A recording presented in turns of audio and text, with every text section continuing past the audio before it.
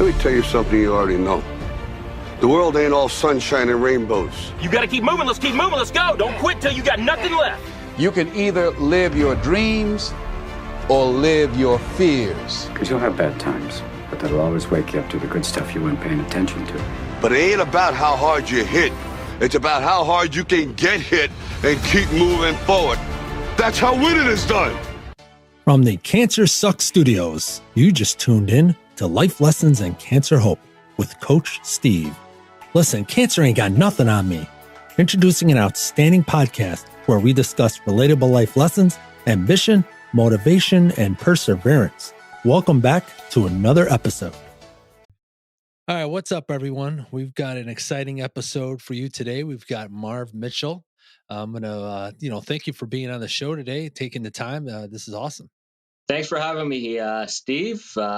Been following you for a little bit and always love the stuff that you're putting out there. I can relate to all of it. So it's always good to, see other people out there in the world going through some of the same things, Yeah, absolutely. I mean, this will be a good conversation. Marv here is fighting stage 4 colon cancer himself. So tell us a little bit about the beginning prior to your diagnoses, maybe even prior to your symptoms, like the 6 months prior to that. What was life for you like? I'm based here in Toronto, Canada, and at the time I was a gym operator. Been in the training business for I think going on 24 years now, and was operating my gym here locally. We had been in our location for about 8 years, and time was coming up for our lease renewal, and we were negotiating with the new the new owner of the property to stay on for an additional few years, and unfortunately things didn't work out with that. So the 6 months prior to, I was quite busy trying to put together deals to move to a new facility. So it was a very stressful time. When you've been in one spot for 8 or 9 years, and you have to move your entire operation to a new place. It's lots of stuff going on. You got a few hundred members, you got a dozen staff, you got a couple dozen rental customers, and so it's a big deal for not just for you and for your primary business, but for your entire ecosystem, all the people who rely on you for service. It's a big deal. So it was a stressful time for sure.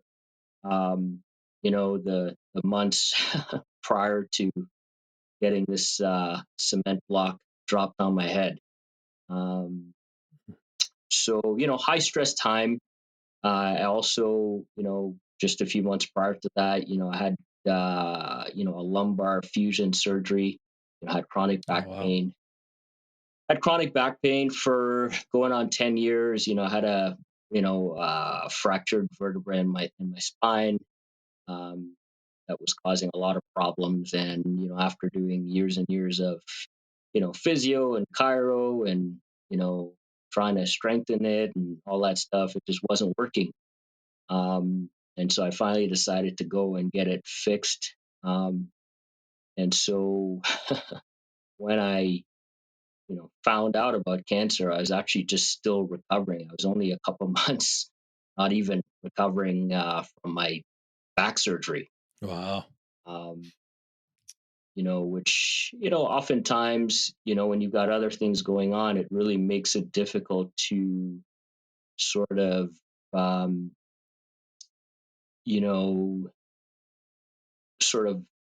notice symptoms that are weird because your body's kind of in a state of flux.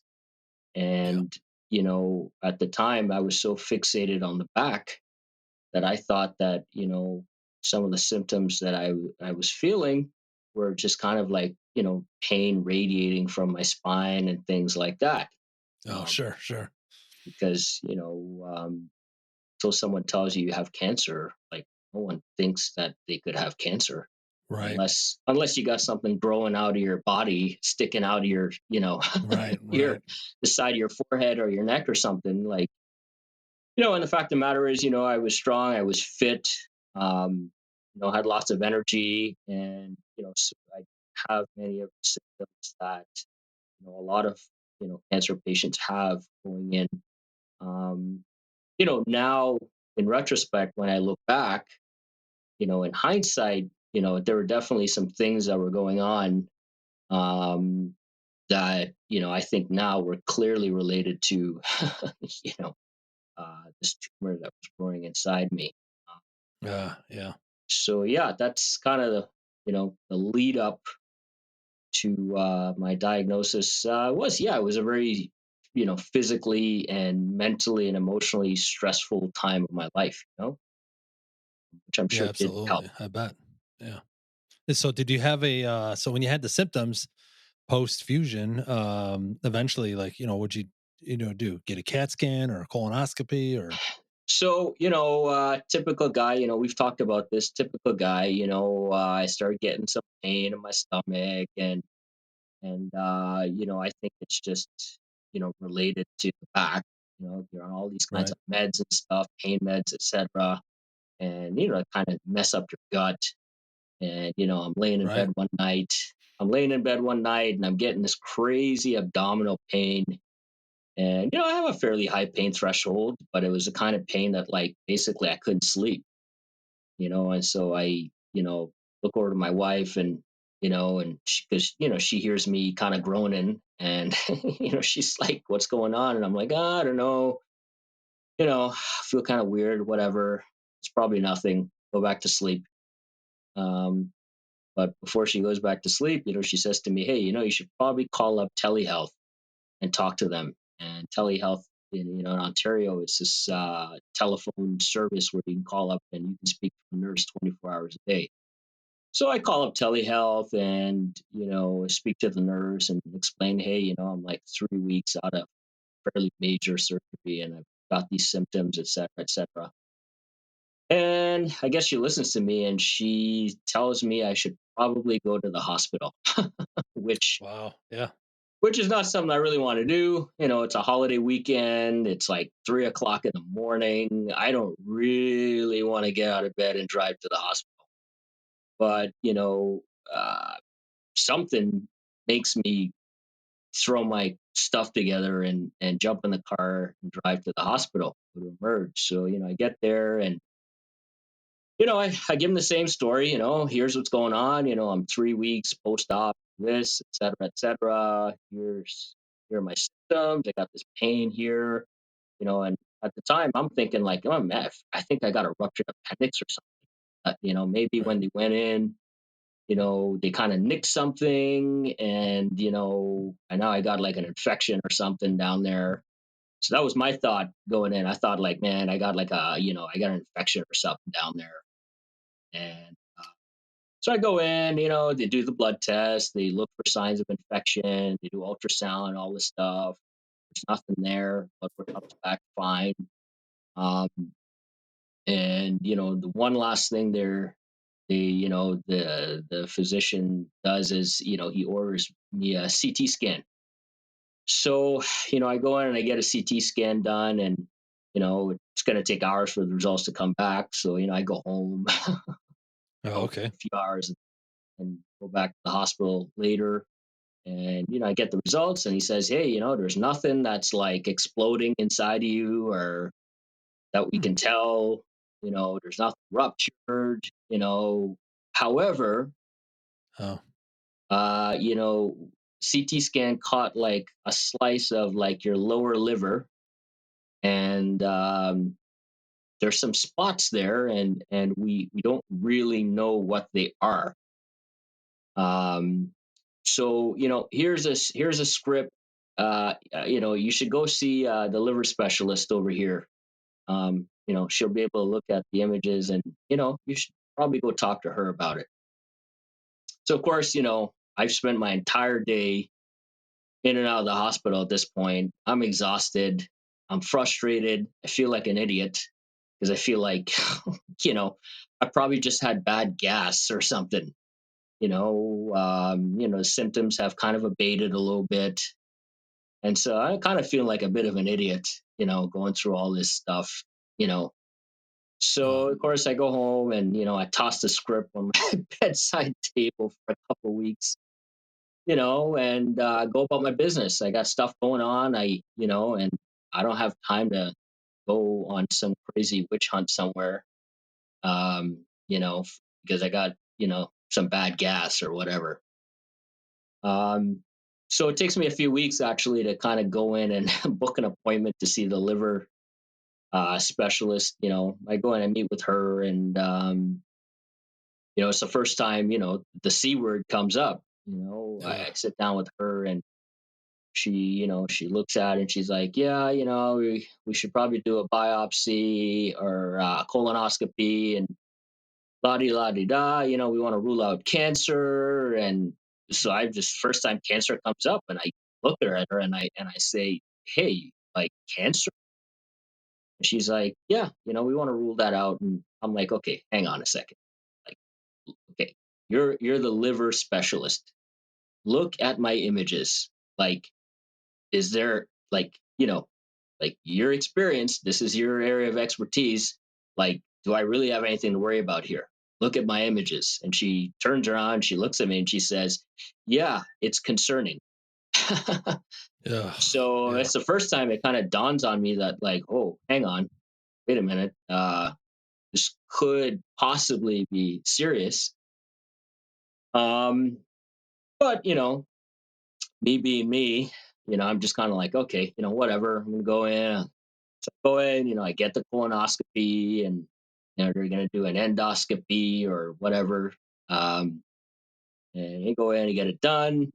And, the results come back in a few days. So I go in. I'm with my wife now, and I'm sitting there in her office, and so she comes back and she's like, "Oh, so it's cancer." Of course, Wow. my wife at this point is like, it's all waterworks, Yeah. and I'm trying to sit there and just, be cool. And so, of course, again, me, I'm like, okay, all right, okay, so it's cancer. Okay, all right. So, like, how bad is it? Like, well, it's stage 4. I'm like, okay, like, what does that doesn't mean anything to me at all. Like, so I'm like, okay, Right. like, how Right. how many stages are there? Like, and in my Right. mind, I'm thinking like, I don't know, there's like 10 stages, Yeah. like, so I'm like, oh, a 4 out of 10. And she Yeah. looks at me and she Yeah. goes, there's only 4. And it's just like, okay. So she basically says to me, it's pretty serious. Yeah, it's colon cancer. It spread to your liver, probably your lungs, et cetera, et cetera. Ugh. So it's an aggressive cancer, and we need to basically get you on the table like stat, like we need to get in there and, you know, pull some stuff out of you, you know. Wow. So, I think within a matter of 2 weeks, I was into surgery, and, they chopped off most of my colon. They, resected, half my liver, went in, took out a bunch of lymph nodes. Um, and yeah, I mean, I'd had major surgery before. So it wasn't like I was a stranger to surgeries. But I mean, this was like unlike anything else. It wasn't an ACL repair. Right. Right. Yeah. So I mean, it's Yeah. it's It's it's tough. major, man. I Yeah. mean, Major surgery. hooked up, you got all this stuff, tubes coming out of you, and you know, and yeah, it was rough. It was rough, and I think for me, it's I think I've got 3 kids, and all that stuff, young kids. My oldest just turned 13, um, and it's one of those like things that you're just kind of like, you can't believe this is happening. Yeah. Oh, yeah. And just for the audience, when was this? When was the surgery? Your initial This surgery? is about 3 years ago. 3 years ago. Okay. Okay. Yeah, 3 years ago. Um, and yeah, I mean, it was brutal physically, it was brutal mentally, emotionally. Yeah. Because of course, you go on. The worst thing you can do is go on to Google Yeah. Oh, absolutely. and No start looking WebMD, at no Google. start looking at survival rates and all this other stuff. And like, I mean, it was yeah, it was a tough time for myself, my wife, my family. Um, you know, Yeah. Speaking of the survival rates, I don't know if you've ever read Radical Remissions or Radical Hope. no, It's by a doctor, and she it's a great book, and they talk about like the 10 things that are that can be game changers for cancer survival, like like positive affirmations, the mental, the diet, the physical fitness, things like that. But she talked about how the statistics are off because basically the doctors are reporting the deaths, but they're not reporting enough of the radical remissions or the yeah, no evidence of disease. and yeah, and so some of the stats are really not, she says, are not that accurate. There's actually more people beating cancer than what Google says. yeah, for sure. And to begin with, a lot of the stats are old. They're a few years old. They're Yeah. behind. And Yeah. with this stuff, with new treatments coming out every year and things like that, like even just a 3-year lag in the data, is huge because 3 years ago you didn't have a particular treatment method, or you didn't have a particular drug, or whatever. And so, your survival rate today may be quite different from, the average survival rate, 3, 4, 5 years ago, Yeah. just I'll due to throw just the evolving I'll nature throw of her treatment. absolutely. I'm going to throw her book up there right now, just so people that are actually watching the YouTube video. Yeah, so there it is. Kelly Turner, PhD, Radical Remissions. She's got a second book which is updated, Radical Hope it's called. But yeah, let me see. Let me get out of here. All right, there we go. So definitely definitely recommend. It's eye opening. Yeah, we're gonna check Yeah, that out. ear opening. Yeah, so I kind of feel sorry for yourself for about a minute. Um, Yeah. But I think, and you probably feel the same. When you got kids relying on you, and you have a spouse relying on you, you have people that depend on you to stay alive.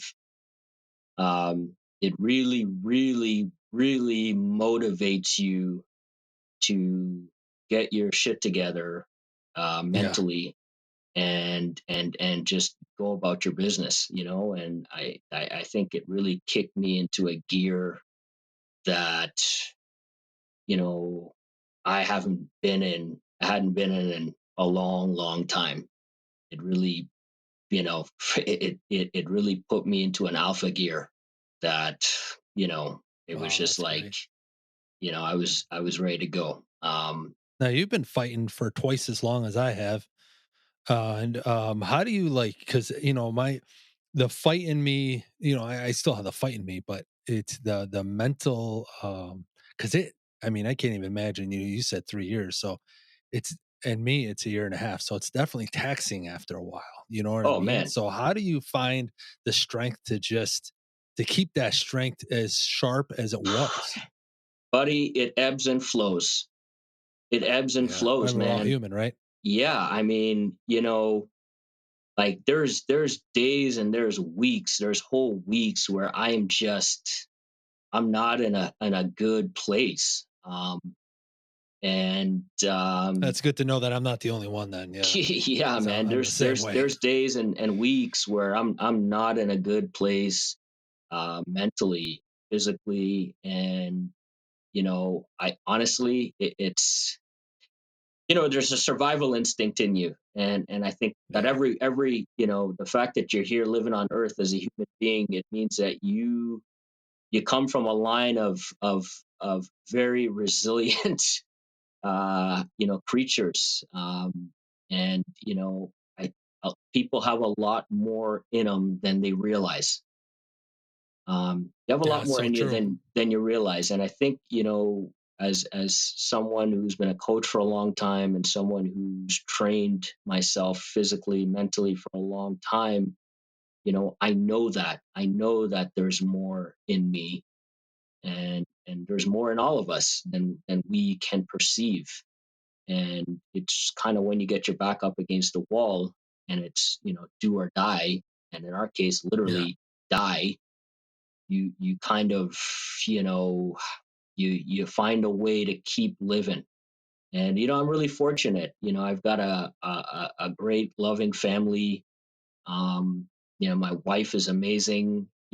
She never makes me feel bad about, like, those weeks where, like, I can't do anything around, I can't help with the kids much, I can't do stuff. She never ever makes me feel guilty, or she jumps in there, and she's been a really great partner. And even That's like, awesome. I have a 7-year-old daughter. I remember an occasion, um maybe about a month and a half ago or 2 months ago or whatever.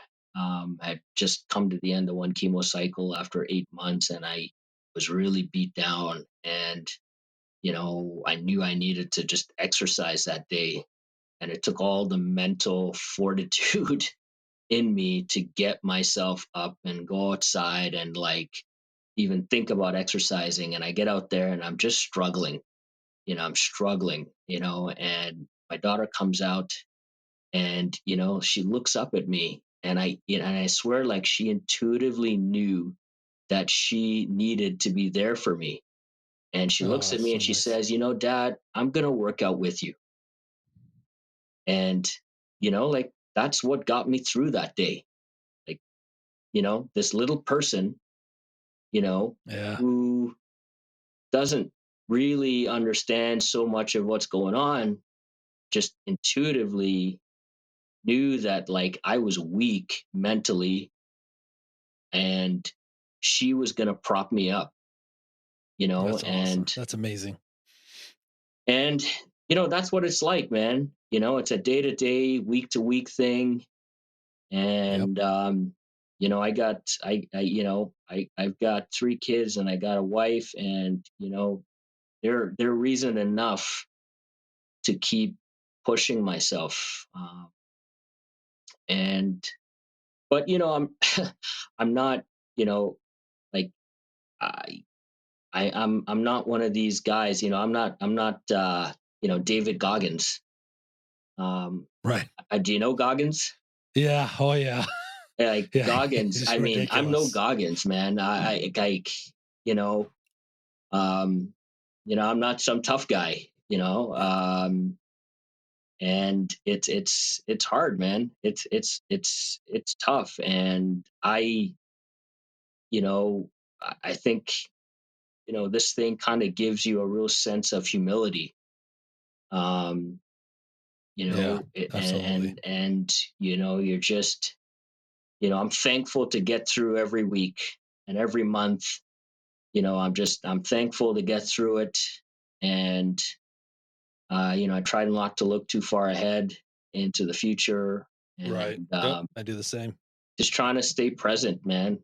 And do your thing. And yeah, 3 years in, that's where I'm at. I'm incredibly fortunate. I've been able to work, you know, all this time. I haven't had to take time off. I'm still able to, provide for my family and do what I love to do. You know what I That's mean? great. And Yeah. obviously not to the level that I was before, or I would like to, but I feel really fortunate. I feel really fortunate to be in this situation where um, most people who, if I don't tell them, like, they would never know. never know looking Right. at my life or looking at me that this is what Yeah, I'm I going know. through. So, I I'm know. Yeah. incredibly fortunate, and I'm really thankful for just, the good fortune that I've had. Yeah, that's great. I know because the people are like, hey, you don't even look like you got cancer. So Yeah. it's like a stigmatism or something. I don't know, but yeah. So tell the audience what's the plan here. You know, Um, so, over the last 3 years, I've had, I don't know, like 70 rounds of chemo. I've had uh, various treatments, transarterial embolization. I've had ablation. I know you're doing that on a regular basis. I've had, a bunch of different things. And, my clinicians, they're like, wow, you're doing great, because, for them, like, they don't have too many patients that have hung around at this stage, have hung around as long and has been able to maintain, same quality of life as I have. And so, they think like, hey, let's just keep going. And they'll never tell you to take a break from chemo. Like I just came off a 6-week break, my first break ever, oh where wow, I haven't been on any treatment at all. I've taken breaks in the past, but I was still on oral chemo and stuff like that. So it was the first in 3 years. That was the first like break that I've actually had from chemo. Because your oncologist will never tell you unless it stops working. Like if it, they'll never tell you to take a break ever, right, right. I had because to they're advocate just, for myself and but say, hey, I need your a break. body and Yeah, what you can handle and when you need a break. yep, And so for me, I'm on second line chemo now, and which is it's not as effective. It's probably going to lose its efficacy probably by the end of the year, if not sooner, because body adapts, right? yeah, Um, and so I'm looking at other avenues, and the big one right now for me is um, I just had my files sent into the liver transplant unit, uh, at Toronto General, and so I'm waiting to find out whether they think I'm a good enough candidate to even be assessed, and if after the assessment they think that like, okay, healthy enough, etc., um, and you're a good candidate, hopefully, I get on the list to get a liver. Um, and obviously that would be game changer. yeah. Oh yeah, Um, that'd be awesome. their survival rates are pretty high for liver transplants. A 5-year survival rate, even a 10-year survival rate, is pretty high after liver transplant. Um, you have folks live 20 plus years, and Yeah, so and you're in that, shape. You're strong. I mean, yeah, that you know should what be I a mean. And definitely a many game of these changer folks too. are probably folks who have they don't have cancer, but they have really terrible liver disease, and are a little bit older, not as healthy to begin with. And so, it's kind of a lifeline that I hope they toss to me, because that would be a game changer if I can essentially if I get a new liver, that will essentially put me into remission. Yeah, that's I'll awesome. probably have to Yeah, do a bit of chemo for a bit just to kind of make sure. But I mean, sure. potentially it could be the end of the line for me in terms of this journey. You know, for now, anyways, for the near future. So I'm optimistic. Um, but it's one of those things where um, if you don't get accepted, you have to. I have to find a way to mentally keep going. Yeah. Um, Oh yeah. Yeah, we there don't have a aren't a choice. lot of other great options for me at this point. So, if I don't get accepted, I got to find a way to keep living. But, I'm obviously very hopeful and Optimistic, you know, yeah. at Yeah. the We're gonna be praying for you. Yeah. possibility. So yeah, that's where I'm at. It's kind of a waiting game, you know. Then like boom, you get a phone call, and like, you know, with my luck, you know, I'll get a phone call saying, yeah, okay, you know, we accept you, and then 3 weeks later, okay, come into the hospital, we got a liver for you. That's usually how it works with me. You know, it's like, oh, okay, you know, so Yeah. we'll see how that goes. You know, Yeah, you're basically on call once you get on the list, right? yeah, Because I mean, you could have a exactly, right? live You know, like, liver come in at any time, middle of the night, anytime, any yeah, no notice. exactly, right? Which, you know, hey, I'll be there with bells on. Yeah. Oh yeah. So yeah, that's where I'm at right now, and you know, but you know, if that doesn't work out, um, I got to find a way to emotionally keep going. And you know, I have no idea. You know, I Yeah. have no Well, we idea. got to believe in the universe and believe in faith, and you know, be optimistic, and Yeah, I mean, that's all you can do, right? that's all you could Truly, do. Yeah. yeah. Oh yeah. You don't Yeah. When control it's the out of your outcome, hands like that, so right? you can only control your attitude, and that's Yep. that's pretty much it, man. Yeah. Yeah. So, what about? Let's get in a little bit about what do you do for nutrition? What do you try there? You know, are you So strict or not strict? man, you know how it is with chemo and stuff, man. Yeah. Like, I mean, I remember, you And when you're know, down, it's your comfort foods. well, it's and I honestly, it's not even like a comfort thing. It's like oftentimes it's I'll consume whatever my body will take. You know, Yeah, that like too. that's what it boils down to. Like, I've been through periods, man, where like I couldn't drink water for 3 days. Like, I couldn't drink water. Like, water would make me sick and throw up. And so, Yeah. you know, of course, they're telling you, drink water, you know, flush the stuff Yeah, out of I your know. system, drink water, drink lots of fluids. And like, you can't. You want, like, No. you know, and so, I mean, there's cycles where, like, in 4 or 5 days, I could lose like 12 pounds just from not Yeah. eating and just being dried out.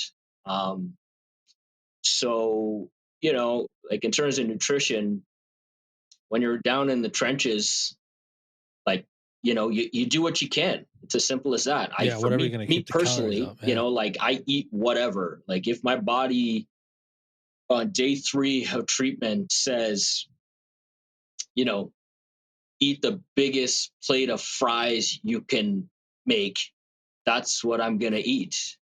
You know, Yeah. like, there's been times where like literally I'll drink Coca-Cola for 3 days straight because like Wow. that's what your taste is all gone, you Yeah. know.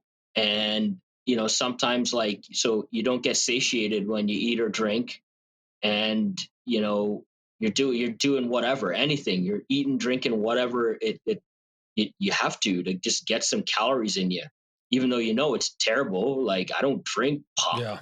you know. Right. Like, but you know, and so I've kind of learned to, you know, in the beginning was tough because, like, you know, like, you're doing stuff that, like, you know, is not healthy for you, but ultimately in that moment what's healthy is consuming calories Yeah. and not letting your Oh yeah. body get to a point of depletion where, like, now, like, you could die because you're like so dehydrated and depleted. You know what I Yeah. mean? Oh Like, yeah. you know, and so in the beginning it was tough to sort of like accept that. Yeah. And of course, you know, you got people, of course, you know the deal, you know, people find you have cancer, you know, your aunt, your sister-in-law, everybody's giving you advice on what you should eat. Don't eat this, you need to be doing Right. this, you need to be juicing this, you need to get off of Yeah. that, blah blah blah blah blah. People are buying you cookbooks, you know. Yeah. You're like, Yeah. you know, everybody's an expert Yeah. on nutrition for Right. cancer, Right. you know. And Like, for somebody everyone else, not for themselves. knows a person who did this, and they drank the juice of the wara wara nut and cured Yeah. themselves. And, like I even like, when I had my port put in, you know, so here I am, like, I'm like a month into this whole thing, and I'm getting my portacath put in, and the radiologist sits next to me in the waiting room and goes, "Hey, you got to get on a keto diet, man. My wife got on keto and she cured her cancer. You got to get on keto." And like, oh, don't listen to your oncologist, man. Like they don't know anything. So here's this doctor at the hospital, sitting Yeah. down with me, doesn't know anything about me, meet me for the first time in his life, doesn't know what kind of emotional state I'm in, doesn't know, is No. telling me basically that I need to get on a keto diet. And furthermore, I shouldn't trust the very people that I am relying on to keep me alive, who are his peers, who are That's awful. his peers at that hospital. He's Yeah. telling me, like, don't listen to those guys. They don't know what they're talking. I'm like, you know, yeah, yeah. Yeah. So like, you're dealing with a lot of that stuff. But over time, I've learned to do what makes sense for me, and where I can make improvements, I make improvements. Um, and it's nothing's ever ideal, never ideal. Um, but I haven't tried any, sort of diets or anything like that. I mean, Yeah. going into this, I ate a pretty diverse, diet. Um, Lots of everything. Yeah. Me too. Um, And so, I haven't really delved into specific things. I've done some research on various things, and, of course, everyone's trying to make a buck selling their thing, and everyone's got their biases Sure. and stuff like that. And, for me, like if people want to go and try different things and stuff like that, that's your choice and that's your prerogative, man. And if you feel confident about doing things, like go for it. Me personally, at this point, I haven't seen anything out there that makes me feel like, hey, I want to sort of uh, go and do this, and maybe at some point I will. Um, but what I've been doing seems to be working. It's working, right? Yeah. uh, 'Cause- yeah, yeah. and so yeah, I've got no Fortunately, I've got no nutrition hacks or anything like that to offer Yeah. anyone, I'm trying to transition because my body is actually I mean, I'm gaining weight, so which in a bad way. So it's it's like Oh yeah, I I know. gotta watch what I eat now. Before I didn't have to. I was catabolic. And now it's like now it's catching up to me and I'm like, I gotta, you know, I gotta be careful. I gotta watch what I eat now. Yeah, it's it's So it's and it's tough. It's tough because like yeah, I'm 20 yeah. pounds fatter than I was 3 years ago. I put on with 20 Oh pounds wow. and like Yeah. literally haven't been able to get rid of it because of the like ups and downs Yeah, every I'm up single there too. month of like feast and famine, just trying to keep it's tough. And of course, like, hey, we're middle-aged guys. Like, it's not easier Yeah, to, right. your body never No. wants to lose fat ever. It's not like your Yeah. body's like, oh, I want to get rid of this insurance policy that I've got here. No, your body never Right. wants to lose fat. Right? You know what I mean? And so, yeah, Yeah. it's tough. Yeah, that's all I can say about that. And everyone's body is different, and you gotta, as you grow, as you go along, you learn some things. And for me, I'm an eater. I love to eat. Yeah. you know, so that's Yeah, my me too. bias. I'm probably gonna always Yeah. eat a little bit more than I should. You Yeah. know, Yeah. um, and I'm okay with that, man. Because Yeah. 2 weeks out of every month, I can barely eat for 4 or 5 days. So you know, Yeah. that's that's kind of how I deal with that. Yeah, but it's this thing. It definitely ravages your body. the longer you've been on it, on the, the drugs and stuff like that, all the steroids and everything, it really Yeah. ravages your body. Your systems aren't working efficiently, and it's definitely a going concern. Um, just about everything feels different in your body.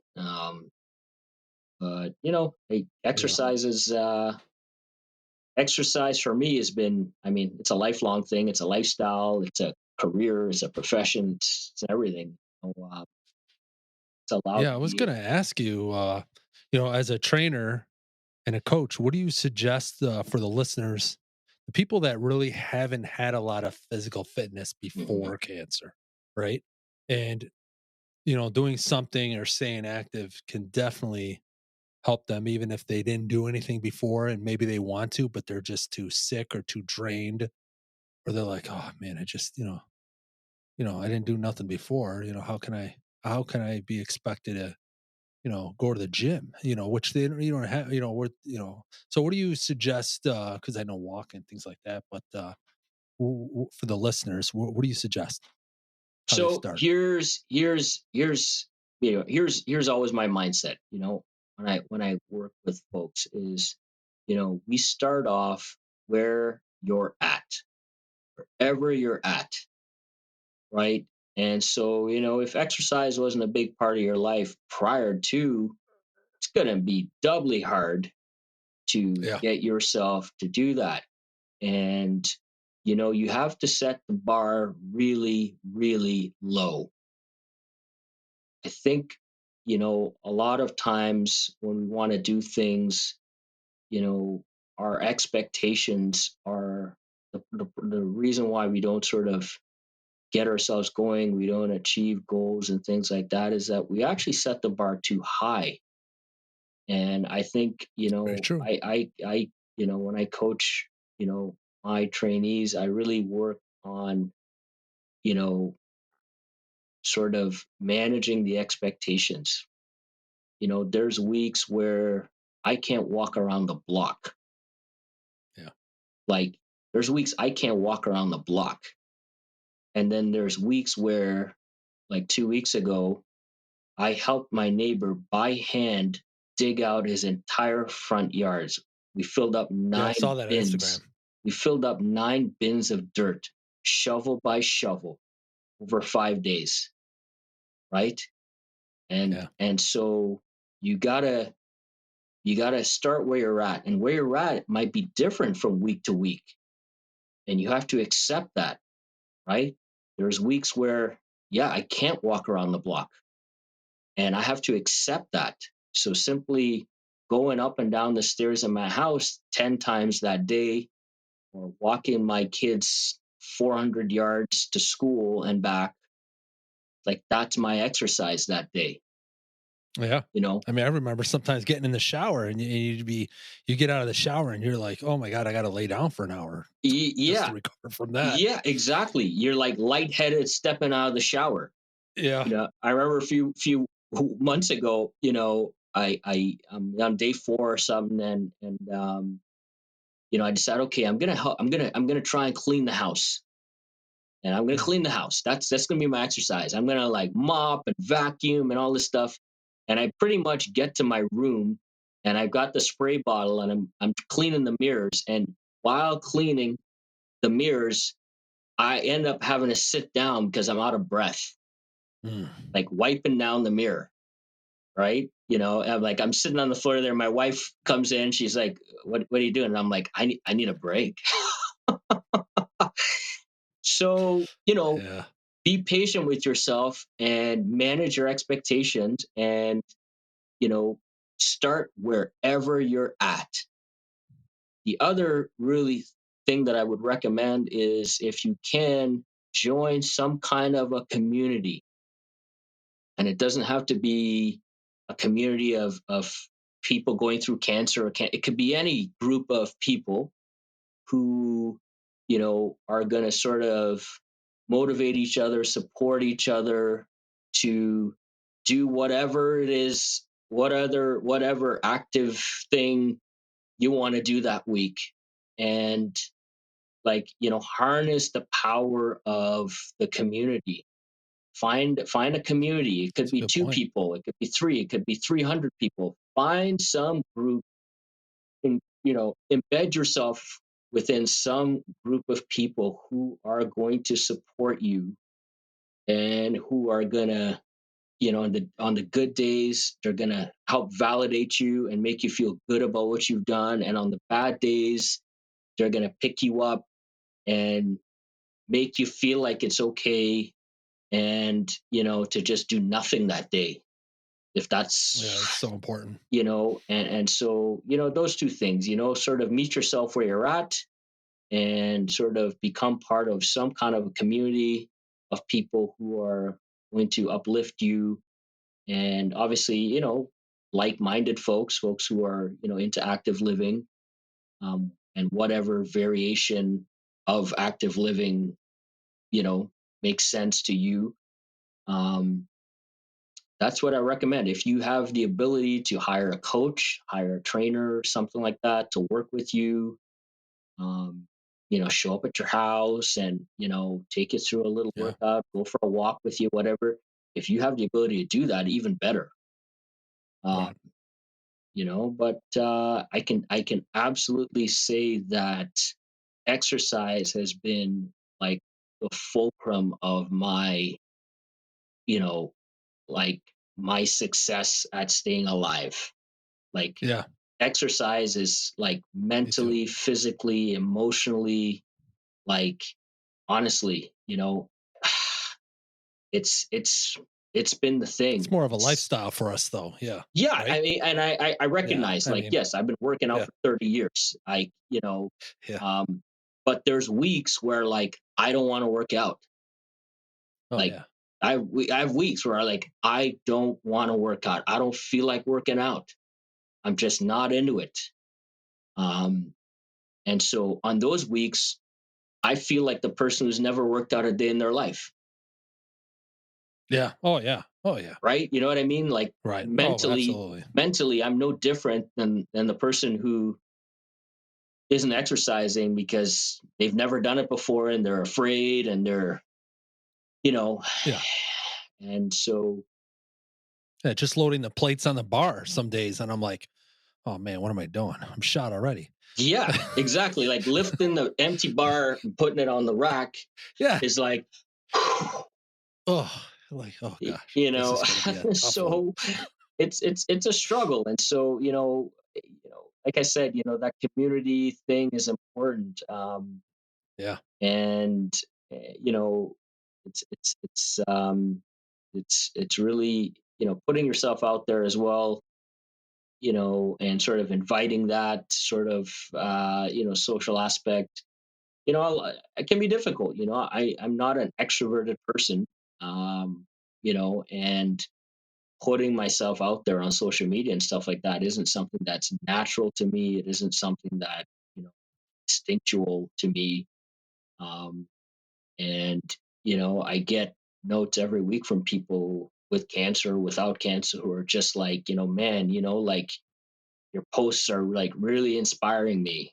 Like, I don't Yeah. have cancer or anything like that, but just, you know watching you do what you do, um is really, like, really, really inspiring me. And so, even just putting yourself out there, um putting your life out there to some degree, whatever degree you're comfortable with, and talking about it, and showing people kind of what it's like, it's having a knock-on impact to so many lives that you can't even, like, you won't even believe. And then the feedback that comes back from that really helps you to know that, like, you're doing your thing, but doing your thing and doing your thing, you're really contributing to other Right. To people's, society. Yeah. lives. And that's really fulfilling, you Yeah. know um so, there's so many things that you sort of pick up along the way, and you learn, as you go through, you know I hate using the term the journey. Yeah. I know. It's not a journey I want to be on. No. No. I would opt out of the scenic tour if I could. Absolutely. You know what I mean? But you get what I mean. Yeah. Oh yeah. So yeah, that's it's kind of it's how I've Yeah. been. It's so important for like people to connect, people that don't know each other even Yeah, to connect, and the community to connect and grow and just bounce off inspiration off each other and motivation and just the positivity into the universe. I talk about that all the time. What you put out in the universe, it throws back at you, and you just need a positive mindset, and it's just so important to share that with everybody. yeah, yeah. I agree. It's I've learned so much. I've learned so much about myself. I've learned so much about life. I've learned so much about Yeah. other people. In the last few years. I mean, it's just, and it's why I want to live. It's why I want to live because Yeah. Yeah. like I this if I'm able to stay alive, like I mean, this cancer, this terrible thing, would have changed my life for the better in more ways than I can count. Yeah. I can see what you're saying. Yeah. Yeah, and so Yeah. hopefully I can ride it out, and Yeah. And I'm keep already I'm touching already people's a better lives. person for it. Yeah. So I'd Yep. love to have another 55 years. My grandfather's 95. He's still kicking around. Yeah. So Wow. Good for him. I got some decent Yeah. genetics in me, maybe. So we'll see. Yeah. There you go. Yeah, man. Wow. Yeah. This has been awesome. Do you have any final words for the audience?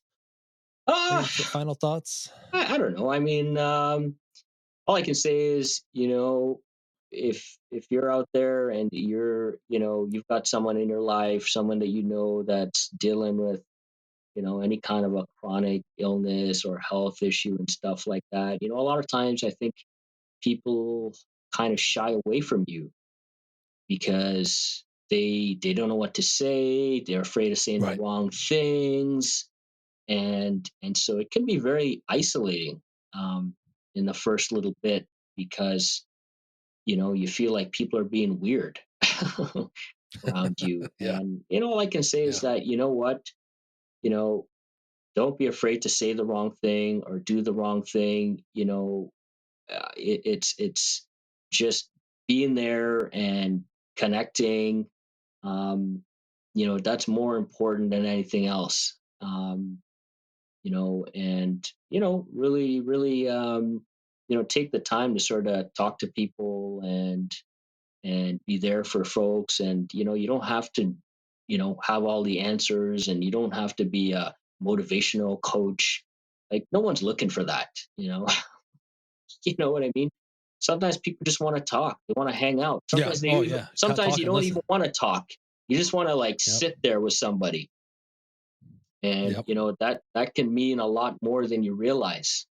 Oh yeah. So kind of don't worry about having to say all the right things and doing all the right things and stuff like that. Just sometimes calling somebody up and saying, hey, out of the blue or whatever, that can really, that can do wonders for someone who's going through some stuff. So yeah, it's, it's all I could say, Yeah. really. Yeah. Absolutely. All right. I just want to thank you for taking the time being on this episode. This has been awesome. Yeah, man. And yeah, stay in I touch. Maybe we'll appreciate have the you back. opportunity to chat with you and stuff like that. And yeah, it was great. You know it's always good to sort of connect with folks who really know. Yeah. Oh yeah. Absolutely. So yeah, it was great. And yeah, look forward to joining you again sometime. All right. Well, we'll check you guys out in the next episode. All right. We'll see you later. From the Cancer Sucks Studios, that is a wrap. Check us out in future episodes of our podcast and be sure to subscribe. But before we go, just want to give a shout out to all the admirable and devoted caregivers out there. Until next time, stay strong. We got this. Because every once in a while, the lion has to show the jackals who he is.